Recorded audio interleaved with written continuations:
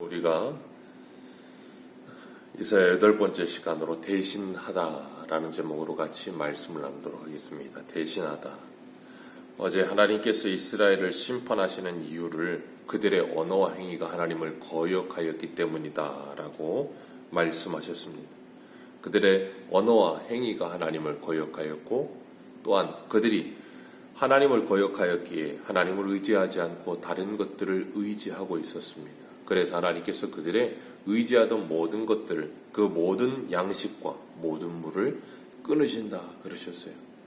그 양식과 물은 그냥 우리가 생각하는 육적인 양식과 물만이 아니라 모든 양식, 모든 물. 그래서 우리가 이 땅에 의지하는 그 어떤 것이든 하나님께서 하나님이 아니라 다른 것을 의지하던 그들을 끊어놓으심으로 그들이 하나님이 없으면 얼마나 비참하고 얼마나 괴로운 것인지 피부로 느끼게 하신다 그러셨어요. 그리고 공의로우신 하나님께서 의인은 복을 주시고 악인은 화를 주신다라고 말씀하셨습니다. 그러시면서 의인도 그의 행위의 열매를 먹고 악인도 손의 행위로 보응을 하리라 그렇게 말씀하셨어요. 하나님께서 분명히 말씀하시기를 그 행위대로라는 말씀을 하십니다. 예수님께서도 마태복음에 나더러 주여 주여 하는 자가 내 아버지의 집에 들어갈 것이 아니요 내 아버지의 뜻대로 행하는 자라야 라는 표현을 쓰세요. 누가 내 아버지의 뜻대로 행하는 자입니까? 귀 있는 자, 예수 그리스도를 믿는 자. 요한복음 10장에는 양은 주인의 음성을 알며 주인은 양을 안다라고 말씀하신 것처럼 주인의 음성을 아는 자들은 그 음성을 듣고 뭐하게 되어 있냐면 순종하며 따르게 되어 있어요. 그것이 바로 그 행위대로라는 표현을 하시는 거예요. 하나님께서 이스라엘과 변론하시고 심판하시기 위해 일어서신다라고 말씀하시는데, 그들과 변론하고 그들을 심판하시는 이유는 어제도 말씀을 드린 것처럼 그들의 언어와 그들의 행위가 여호와를 거역하였다라고 말씀하세요. 그 구체적인 내용이 무엇인지 오늘 하나님께서 말씀하시는 거예요. 14절을 보면 장로들과 고관들을 심문하러 오시는데 그들이 포도원을 삼켰고 가난한 자의 탈취물을 빼앗아 자기의 집에 쌓아 올렸다는 겁니다. 그러니까 연약한 자들을 약탈하여서 그 약탈한 것들을 자기 집에 쌓아 올리는, 포도원을 삼켰다. 가장 대표적인 사람이 아합과 이세벨이죠. 나봇의 포도원을 빼앗기 위해 나봇을 죽이고 그리고 그 포도원을 차지하는, 9개가 있는데도 그 하나를 빼앗아서 10개를 채워야 그 속이 시원한 그 인간의 욕심이란 끝이 없는데, 이 14절에 보면 백성의 장로들과 고관들 그러셨어요. 사회의 지도층들이죠. 이 지도층들이 부패함으로 이 백성들의 것을 빼앗아 그들의 배를 채우는, 우리나라도 이 지도층들이 타락하고 지도층들이 이 자신들이 가지고 있는 권력을 사유화하여서 범죄를 저지르는 일들이 꽤 많습니다. 얼마 전에도 LH공사에서 참 안 좋은 일이 일어났잖아요. 거기에 있는 간부들이 어디에 개발이 된다 그런 땅들을 미리 사놓고, 그런 일들 때문에 참 나라가 들썩였었고, 그럴 뿐만 아니라 참 많은 일들이 있었죠. 하나님께서 이 이스라엘 백성들의 장로들과 고관들을 심문하신다, 그들을 심판하신다라고 말씀하세요. 오늘 15절에 보면 그들이 백성들의 물건들과 그리고 백성들의 땅을, 포도원을 약탈하기 위해 하는 일이 뭐냐면 백성들을 짓밟고 그 얼굴을 맷돌질한다 그러셨어요. 비유적인 표현이지만 얼마나 백성들을 짓누르고 백성들의 고열을 짰는지를 한 표현으로 분명히 말씀하시죠. 얼굴을 맷돌질한다. 그들을 짓밟으며, 이들 안에 하나님을 사랑하는 마음과 백성을, 이웃을 사랑하는 마음이란 1도 없습니다. 그러니까 이웃을 사랑하는 마음이 없다는 것 자체가 그들 마음 안에는 하나님의 마음이, 하나님의 사랑이 없는 지옥과 같은 모습인 거죠. 야고보서 2장 13절에 긍휼을 행하지 아니하는 자에게는 긍휼은 심판이 있으리라. 긍휼은 심판을 이기고 자랑하느니라 그러셨습니다. 긍휼은 심판을 이기고 그 긍휼을 자랑합니다. 그러나 긍휼이 없는 자들은 긍휼 없는 심판을 하나님이 주시겠다라고 분명히 말씀하세요.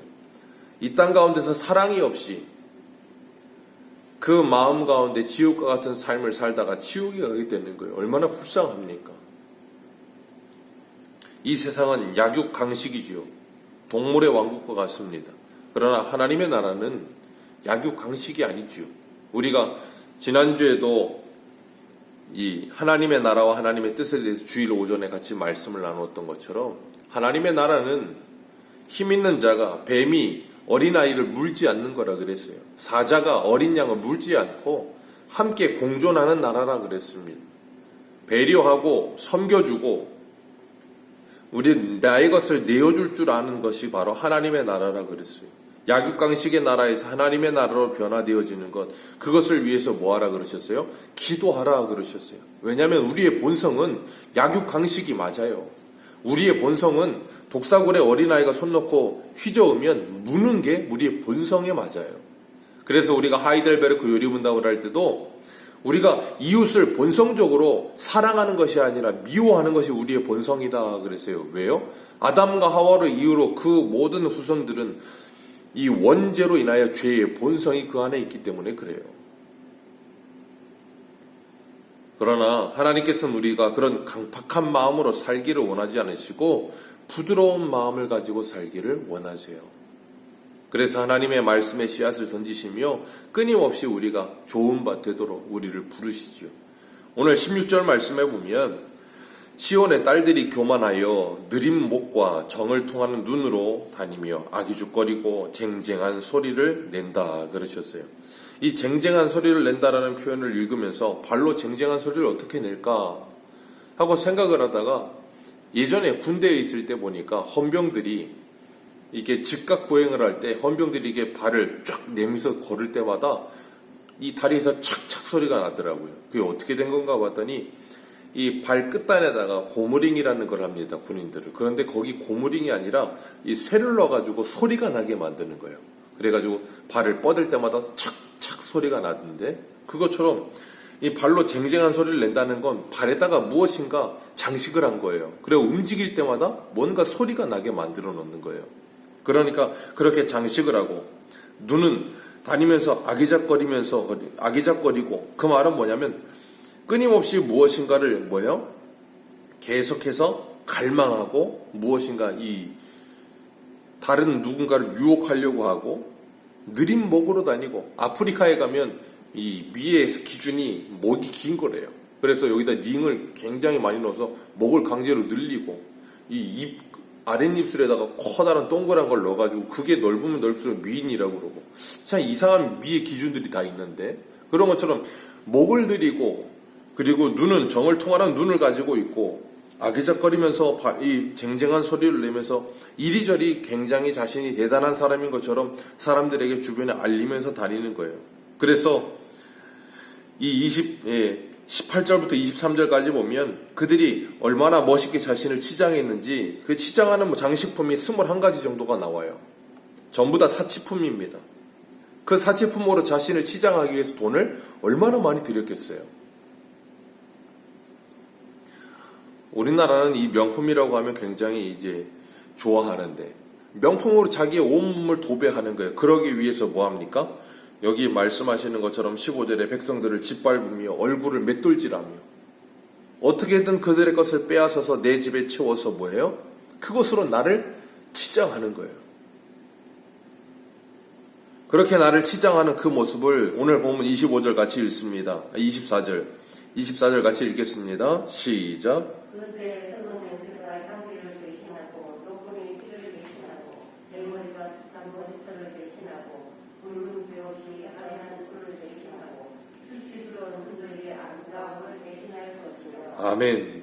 그때에 어떤 때요? 하나님께서 너희들에게 변론하기 위하여 너희들을 심판하시기 위해 서실 그때에 너희들이 평생을 백성들을 짓밟으며 그 얼굴을 맷돌질하여서 빼앗아서 자신을 치장하던 이 21가지나 되는 이 수많은 호사품들, 이 사치품들이 너희들에게 더 이상 너희들의 영광이 되지 않고 너희들의 즐거움이 되지 않고 썩은 냄새가 될 것이다.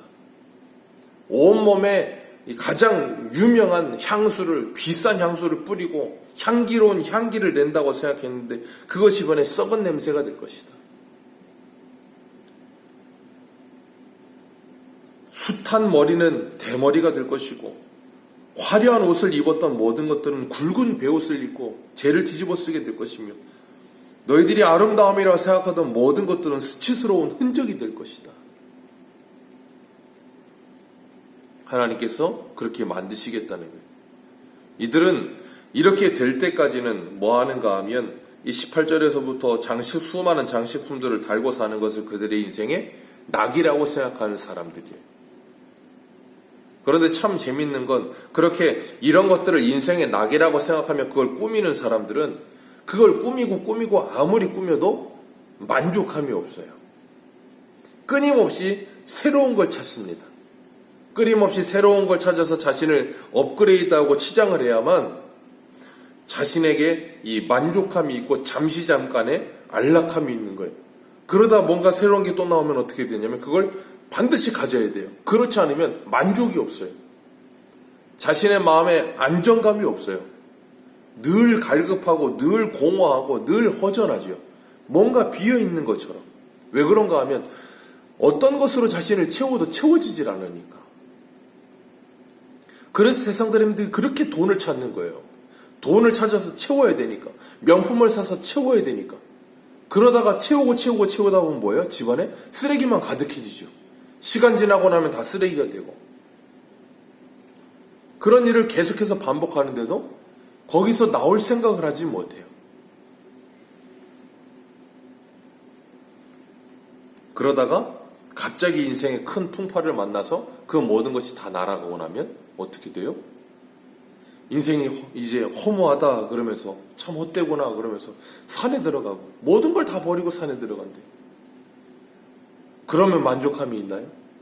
아니요. 나는 자연인이다 찍는 분들 보면 전부 다 사람 오면 너무 좋아해.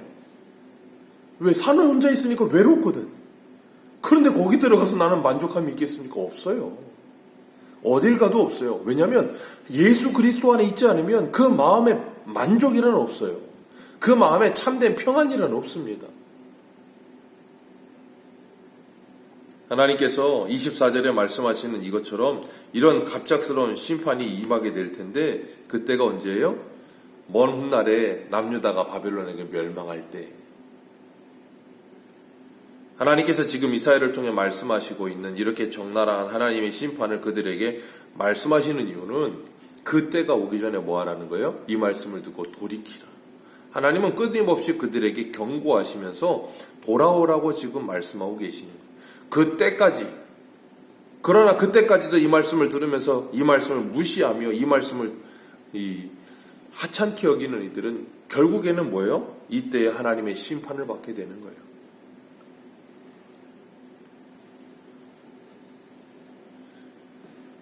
그렇기 때문에 오늘 본문으로 읽은 말씀 위에 11절, 3장 11절 같이 읽습니다. 시작. 악인에게는 화가 있으리니 이는 그의 손으로 행한 대로 그가 보응을 받을 것임이니라. 아멘. 악인은 뭐 한다고요? 화가 있으리라. 왜요? 그의 손으로 행한 대로 보응을 하시리라. 어떤 손으로 했는데요?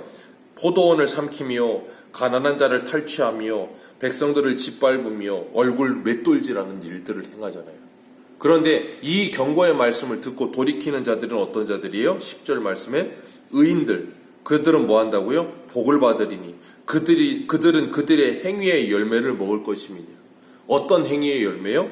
포도원을 삼키지 않으며 탈취물을 빼앗지 아니하며 백성들을 짓밟지 아니하고 가난한 자의 얼굴을 맷돌질하지 않습니다. 왜요? 그것이 하나님의 나라가 아니라는 걸 알았기 때문에. 마치 누가복음에 나오는 예수님을 만난 삭개오와 같이 그가 한순간에 돌이키잖아요. 자기의 삶을. 하나님의 백성들이 꾸며야 할 장식품은 머리를 꾸미고 여기 나오는 18절에 나오는 것처럼 발목걸이와 머리의 망사와 반달 장식과 귀걸이, 팔목걸이, 얼굴 가리개, 화관, 발목 사슬과 띠와 향합과 호신부와 반지와 코걸이와 이런 거추장스러운 수많은 것들을 꾸미는 것으로 꾸미는 게 아니래요.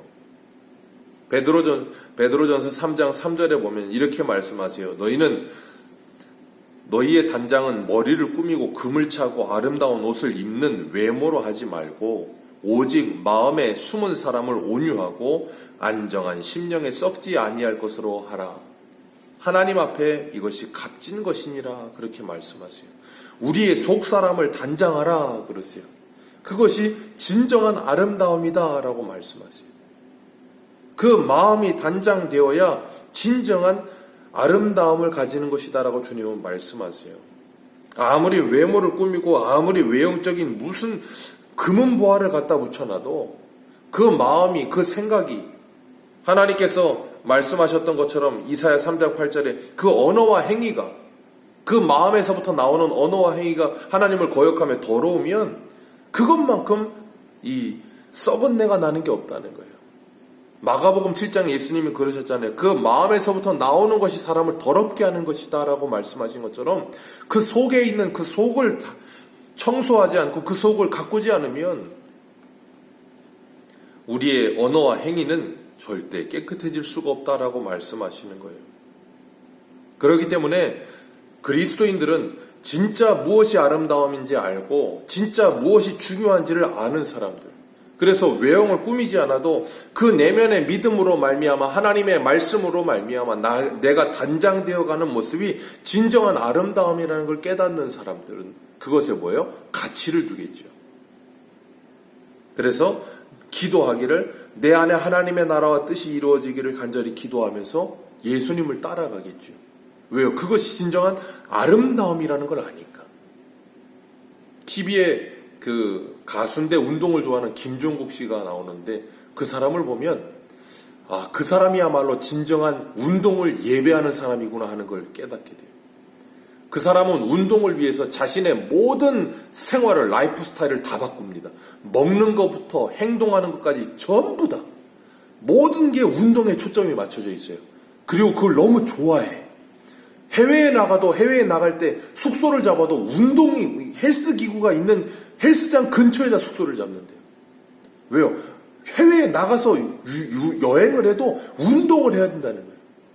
인생의 중심이 운동이에요. 먹는 것까지 운동이고 모든 걸 다 조절을 한대요. 왜요? 그게 너무 좋대요. 그리스도인들이 딱 그런 거예요. 세상 사람들이 볼 땐 그 사람을 보면 뭐라 그러겠어요? 야, 맛있는 것도 못 먹고. 아니, 난 이게 좋다는 거예요. 이해를 못하죠. 그리스도인도 똑같죠.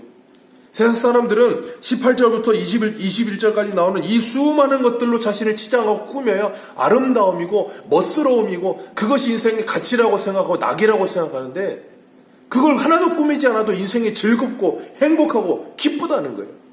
이해가 되지 않는 거죠. 왜냐하면 그것이 다 썩은 냄새가 나는 썩어질 것이라는 걸 알기 때문에. 그렇기 때문에 그것들이 진정한 가치를, 무엇이 진정한 가치인지를 아는 사람들은 이 땅을 살아가면서 세상 사람들과 나를 비교하지 않아요. 세상 사람과 나를 비교하면서 내가 조금 하나 더 가지고 있으면 하나 더 치장을 하면 위로 올라가고 하나 치장 못하면 밑으로 내려가는 그런 어리석은 모습으로 나를 규명하지 않아요. 나는 하나님의 자녀이니까. 지금 우리 안은 무엇으로 단장되고 있습니까? 우리 안에 하나님의 말씀과 주를 믿는 믿음으로 아름답게 단장되어져 가고 있습니까? 아니면 썩은 냄새 나는 것들로 우리를 단장시키고 있습니까? 혹 우리가 그동안 썩은 냄새 나는 것들로 우리를 단장하고 있었다면 이제는 그것 대신에 우리 안에 하나님의 말씀과 믿음으로 단장되어 가면서 그리스도의 향기가 나는 저와 여러분들 되시기를 축복합니다. 예수 그리스도의 향기보다 더 아름다운 향기는 없어요. 우리 안에 화려한 옷으로 우리를 단장하던 모습이 있었다면 이제는 이 세상의 화려한 옷이 아니라 예수 그리스도로 옷 입고 저 세상의 사람들에게 진정한 아름다움을 보여줄 수 있는 그리스도의 신부로 매일매일을 단장해가는 우리 모두 되시길 축복합니다. 기도하겠습니다.